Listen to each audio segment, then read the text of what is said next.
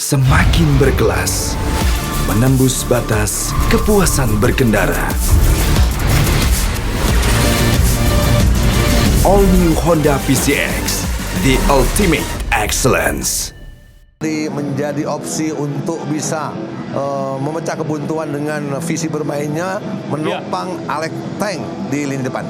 Ini dulu dikenal dengan formasi pohon Natal ya, Supri, ya, 4-3-2-1 yang sempat atau ngetren dilakukan kembali oleh Carlo Ancelotti di AC Milan, pemirsa. Pemain muda yang sudah diberikan menit bermain, dia juga bisa dimainkan ketika mengalahkan Persib Bandung. Tetap Alan Jose dan Abdul Salu berada di posisi sebelah kiri. Iya.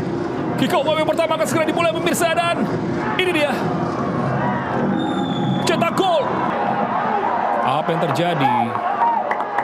Oh, sudah. Oh, gol, pemirsa. Oh, kita tidak melihat golnya. Saya sudah curiga tadi. Sangat disayangkan. Kembali kita lihat bagaimana sebuah serangan cepat dari penjaga gawang Alan Jose. Kita lihat dulu, pemirsa, sapuan, kemudian bola mengarah kepada, tidak terlihat siapa ini, memberikan umpan kepada David da Silva dan sikat.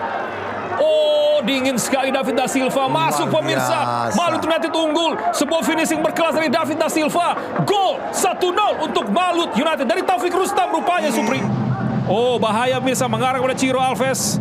One on one dia dengan Victor. Masih Ciro. Lolos Ciro, pemirsa. Ciro dan sikat.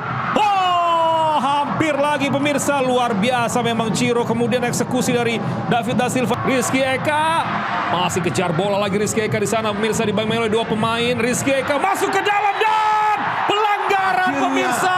Tusukan sudah kami bahas tadi dengan Supriyono. Bagaimana masuknya Rizky Eka memberikan sebuah peluang melalui keberanian penetrasi tusukan individual. Ada tarikan ya dari Anggulo di sana. Akan memberikan aba-aba nanti. Oh, ada review VAR, pemirsa. On field review. Mereview VAR. Oh, tidak penalti rupanya, pemirsa. Oh, Malut United menang atas tuan rumah PSM Makassar 1-0. Pemirsa, jangan kemana-mana, kami akan kembali ke studio setelah pesan-pesan berikut ini.